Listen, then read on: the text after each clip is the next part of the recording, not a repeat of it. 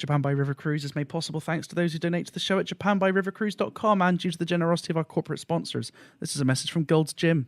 Hey, you may have heard the news that we filed for bankruptcy during the pandemic. Turns out that all our muscles are pretty useless in the face of a tax bill. Apparently, you can't just challenge the IRS to arm wrestle to settle your debt. Anyway, we know that there are many long-term foreign residents of Japan who still want to re-enter the country and return to their homes and families. The Japanese Immigration Bureau has been very clear that there are only two categories of people who are currently allowed back in for any reasons other than humanitarian ones. Those are newly employed teachers at international schools and Olympic athletes. So, if you really want to get back into the country, your options are become a teacher or achieve Olympic standard physical fitness. Now, it's clearly crazy to think that Japan would hire entirely unqualified individuals as teachers, so that's not going to be your path to re-entry. So why not try to get really good at a sport in a few months? Yeah, pay us enough and we'll trick you into thinking you can do that. That's kind of what we do. As an added bonus, odds are pretty good that if Japan does decide to go through with the Olympics next year, most countries won't send their real athletes anyway, so you could get back to work and win a gold medal in shot put. Gold's Gym. Apply for a membership today and get started on pursuing your unrealistic goals. And also work out.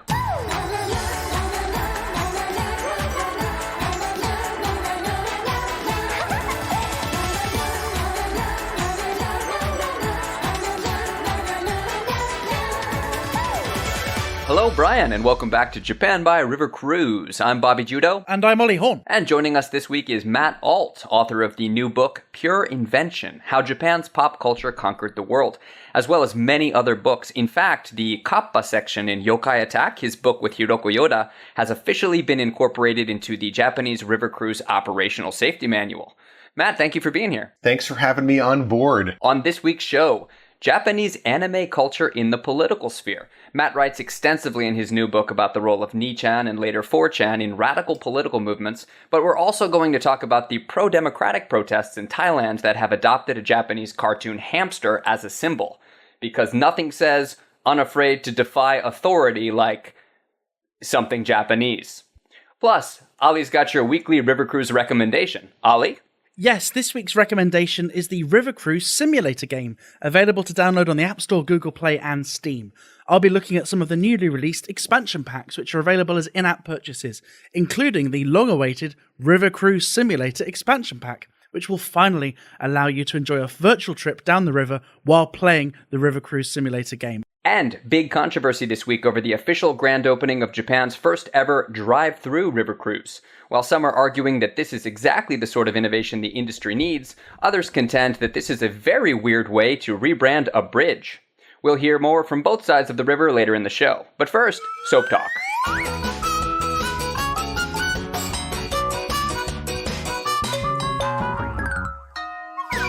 Matt, in your new book, you talk a lot about Japanese cultural products that had an influence on your childhood. And I recognized a lot of the same things from my own childhood, like Voltron and Power Rangers and the Game Boy. But I'm wondering, at what age did you really become aware that these were specifically Japanese things?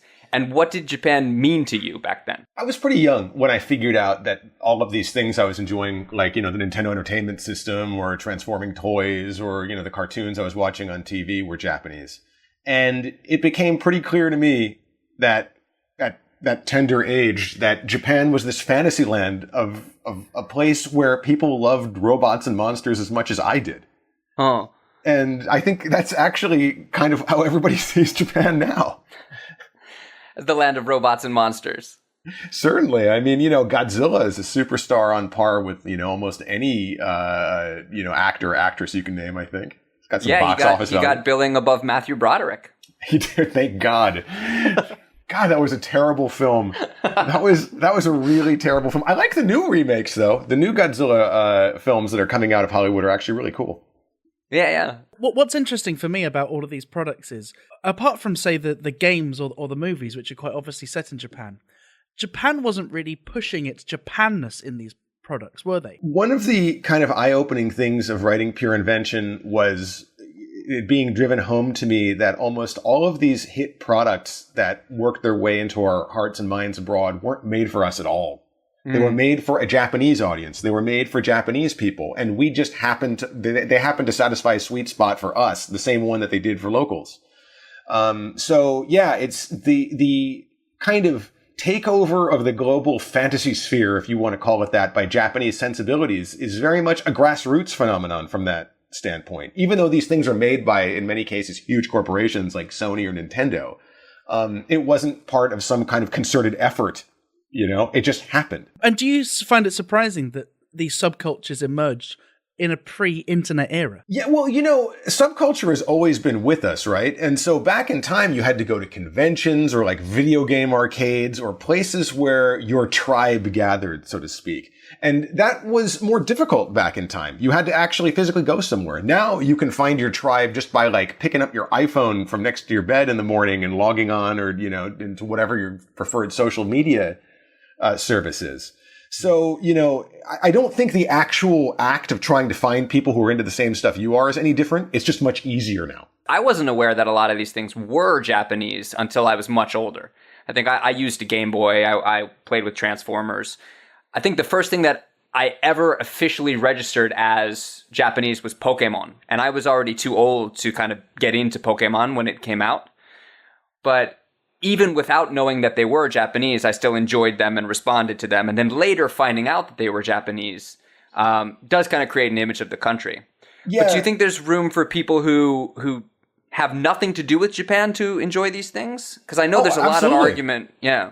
Absolutely. I mean, you don't need to know anything about the shogunate of Japan to appreciate the Walkman. Do you know what I mean? Or, you don't need to know anything about Japanese culture to play a game of Super Mario Brothers or Pokemon.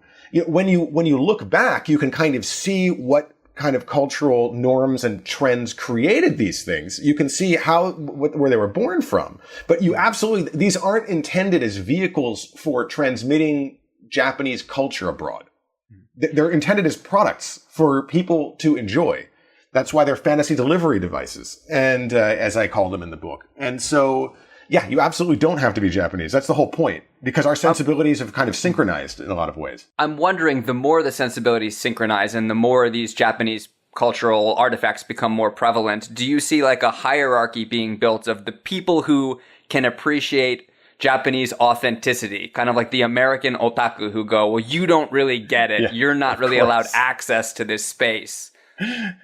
People are always, in any subcultural scene, there's always the people who I was into it before it was cool. You know what I mean? Oh my God, we even have that for listeners for this dogshit podcast. But actually, we have a guy who writes in messages who refers to himself as the original Brian. The first listener, the listener. No, that's great. I mean, that just goes to show what a great podcast you have. But the products that I write about in Pure Invention are more than just hits. They're so ubiquitous that it's very difficult to imagine life before them. Like, it's very difficult to imagine a time when we couldn't carry our music with us, or play video games on the go, or post bullshit on anonymous bulletin board systems. This is just part of the fabric of life now. So that's a big part of it too. Now we're in an era where Japan is exporting far less of this, or rather other countries are exporting far more, and that's taking up the same space that Japan used to occupy. Do you now think that it's a bit crass that only now has Japan realized, hey, we have all this soft power, and now governments are looking to leverage cute manga figures to promote their political agendas? They call it soft power because it's the opposite of hard power, which is things like tanks and economic incentives. Yeah. You can roll your tanks into another country. That's hard power. You can levy economic sanctions against another country, or use economic, bonuses as a kind of carrot. But you can't really say, you can't go into a negotiating position and be like, well, these guys love Pokemon, so they're absolutely going to, sign this contract. Boy, we have this in the bag. It's not, and also, there's nothing less cool than somebody in a position of authority, an authority figure telling you something's cool. It's like your school, the best way to get Pokemon out of schools is to have your school principal come out and be like, I love them Pokemon. I'm playing Pokemon now. Probably all the kids would run from it at that point. I hope they Pokemon go to the voting booth. Exactly. Well, it's interesting you say that, because cute characters being involved in politics where they shouldn't be gives us a good opportunity to Pokemon go to the news.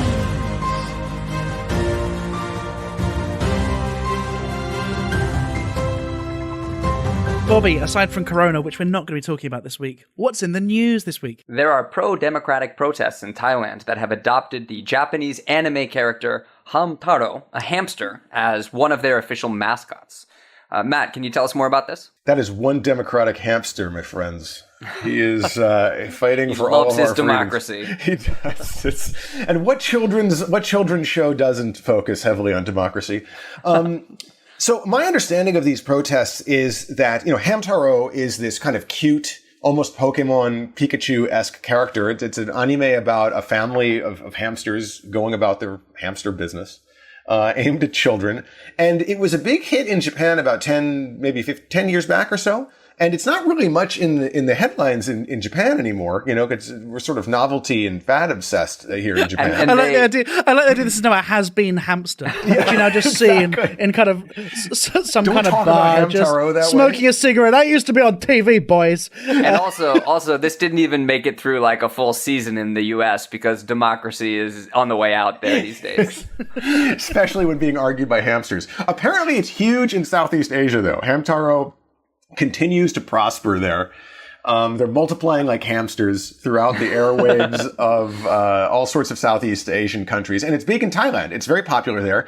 And the protesters basically, apparently, repurposed the theme song. The theme song is about hamsters eating sunflower seeds, but apparently they changed it so that it's, now it's about pro-democracy slogans and things like that. So it was just a kind of well-known signifier among the demographic of people who are protesting now that would allow them to kind of slot in their own kind of satire. It's super familiar. Yeah. What I understand is these are mainly student activist groups, and they grew up watching this when they were younger, kind of on breakfast TV. Yes, and so it's not like it's even current right now. It's like it was current 5 to 10 years ago, and that's got a certain amount of nostalgia in Thailand. Well, when you live in a consumer economy like all of us do, basically the things that you consume, especially when you're a kid, become a signifier to people in your social circle. Like how in my generation people would be talking about the Star Wars movies, or the Terminator, or the films that we grew up on. Now things are cast in terms, apparently in Thailand, of Taro, But yeah. You see the protests in the U.S. where people are playing the Imperial March from Star Wars when the cops come through. Absolutely. But they've also kind of adopted the hamster as a metaphor for kind of the circular nature of not going anywhere, the lack of progress in the government. Is that right? The hamster wheel of life. I guess Hamtaro is a little bit deeper than we gave the show credit for. That was just lucky, though, wasn't it? That's obviously not how it started.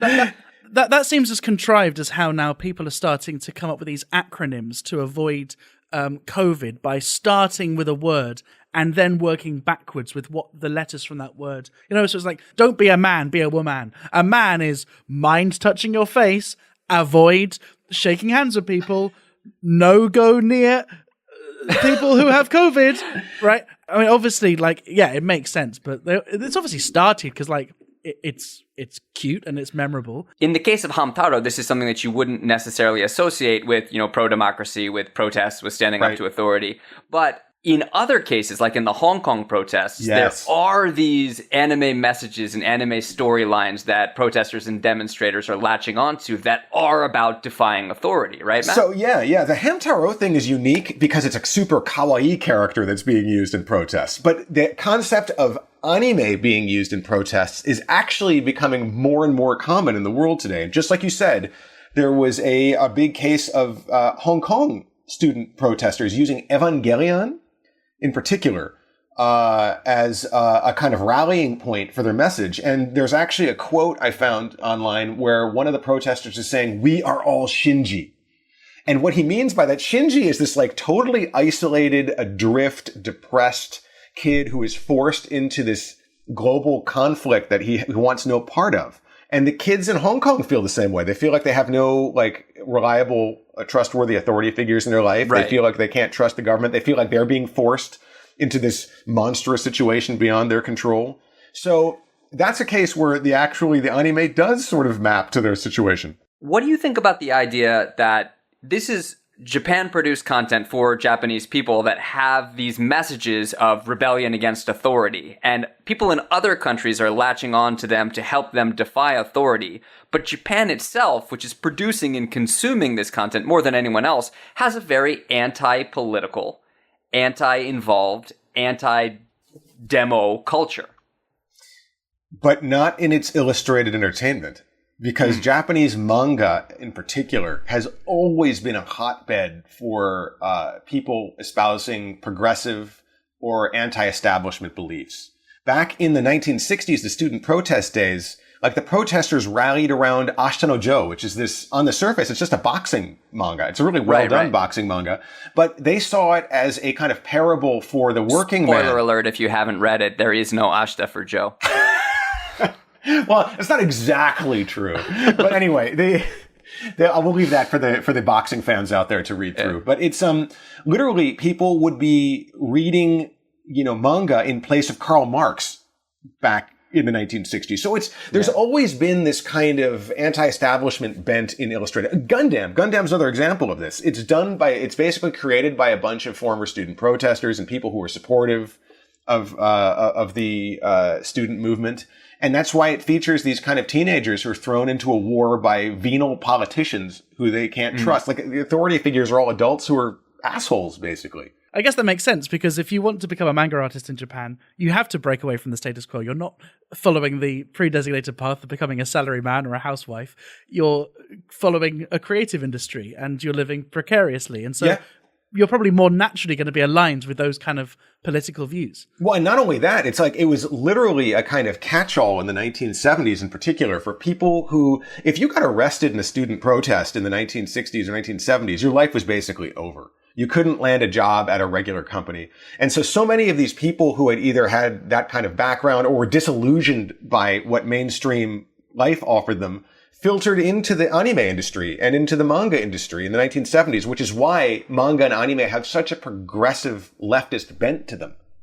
That's interesting. I wonder if there's a disconnect between the thought that goes into producing it and the thought or lack of thought that goes into consuming it. Because for as subversive or as progressive as manga can be, if somebody like Prime Minister Abe comes out and says, I love reading manga, I think everybody should read. Or was it Aso? No, it was Aso. It was Aso. And he was reading Rosen Maiden or something like that. It was some... But for such a conservative politician to be like, I like manga, I read manga, and to get such a popularity boost, for that to become such a...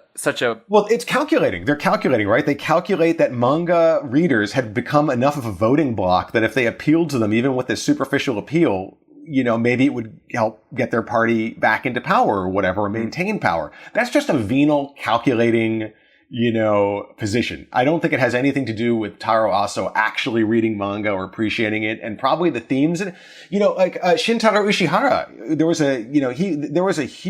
he was the mayor, the governor of Tokyo, for many years. And he led this kind of ordinance to ban the selling of what they saw as obscene manga on the shelves of convenience stores and stuff like that. So there's always this push and pull back and forth. It's all politics.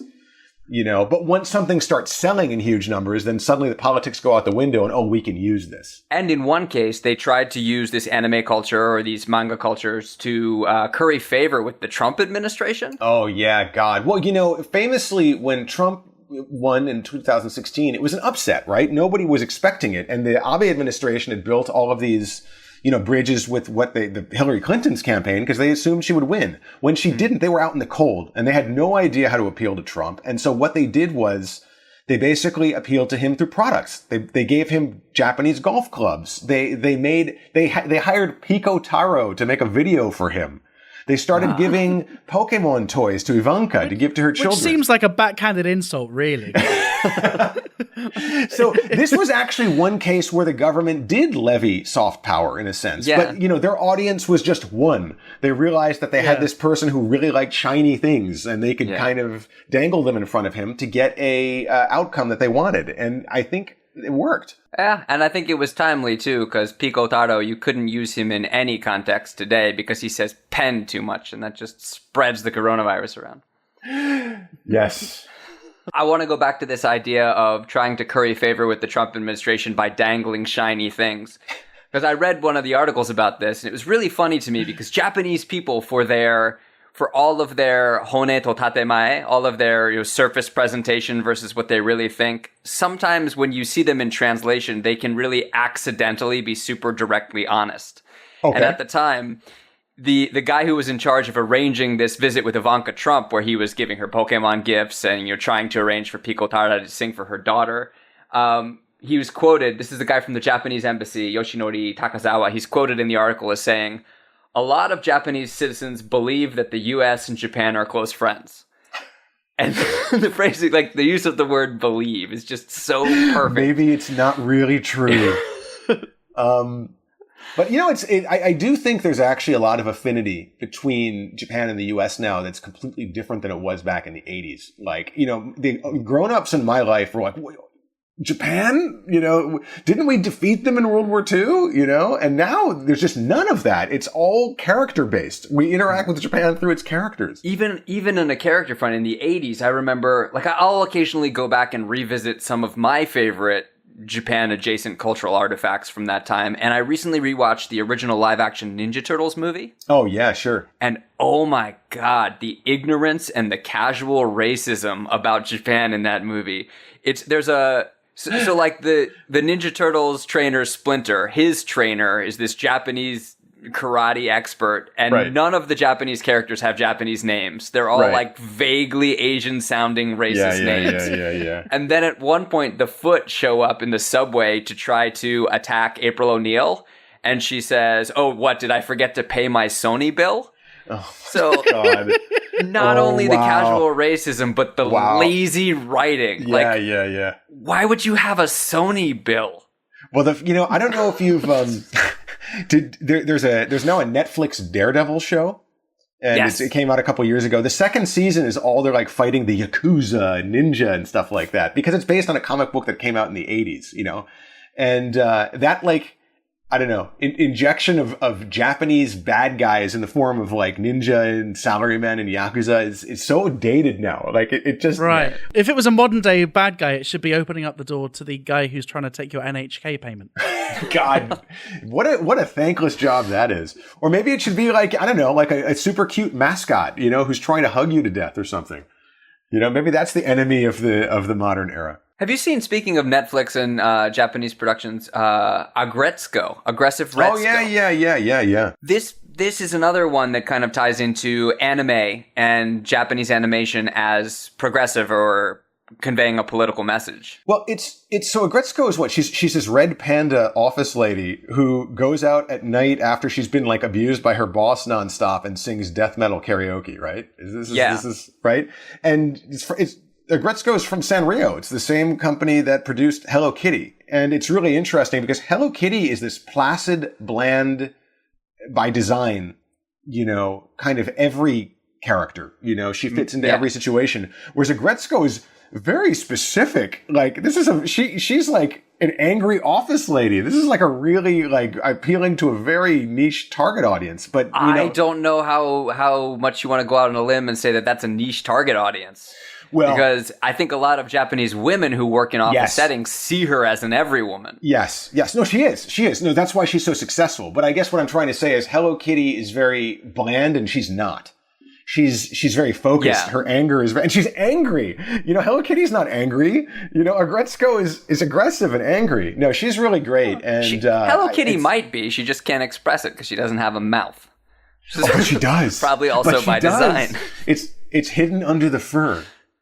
This was actually said by Hello Kitty's designer. There actually is a mouth there. This was said by Hello Kitty's designer when she realized how much money there was to be made in making a cartoon. There's actually a cartoon where she has a mouth, and it's really creepy.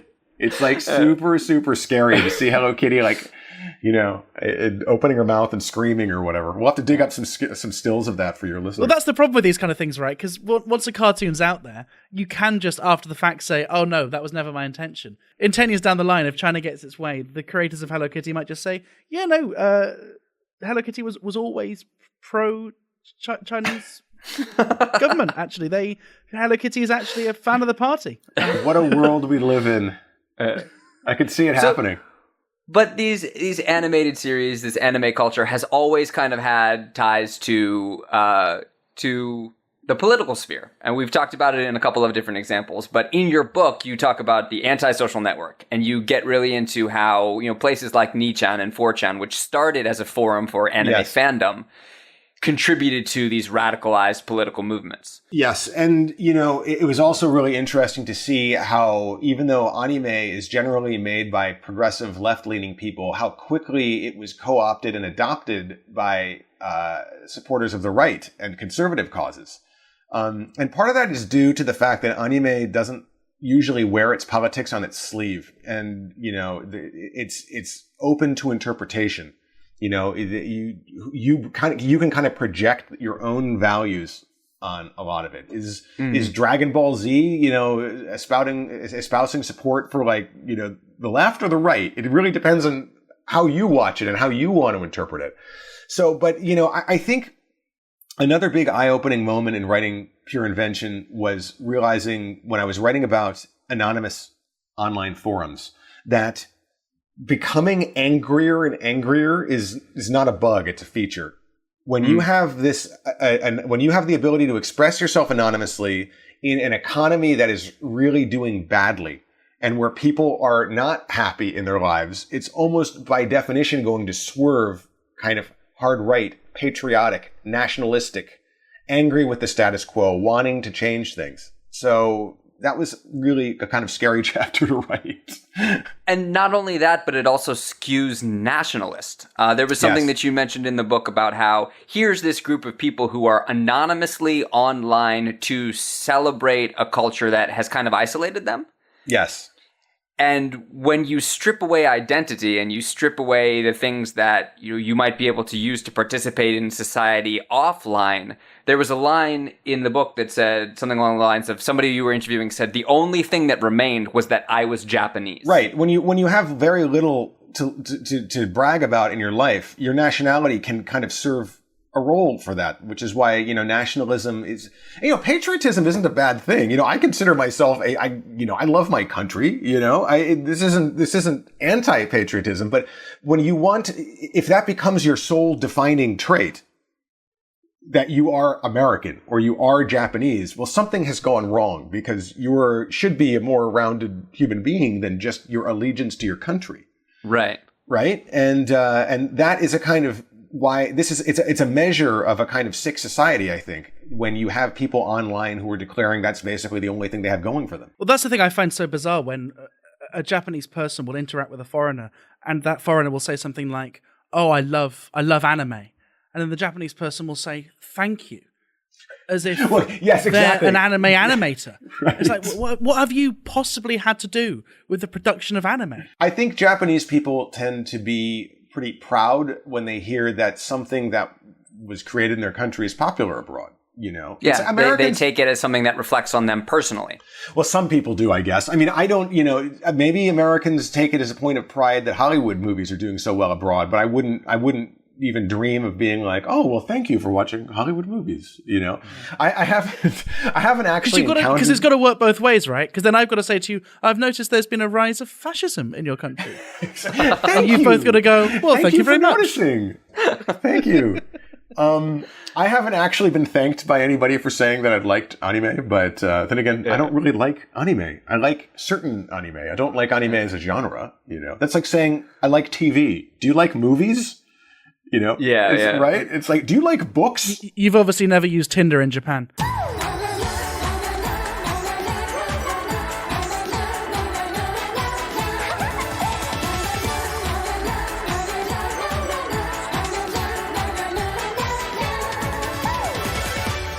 Hey, thanks very much for listening to this, episode 47 of Japan by River Cruise. Thank you very much to everybody who has decided to support the show by buying us a coffee. If you would like to support this show, then you can do so at buymeacoffee.com/Japan by River Cruise. We're very grateful. Thank you to our guest this week, author Matt Alt. Matt, during our conversation, you teased some really interesting parts of your book, like schoolgirls driving innovation on the streets of Tokyo, or the idea that, America is adopting Japan's style of still enjoying leisure and amusement as an adult.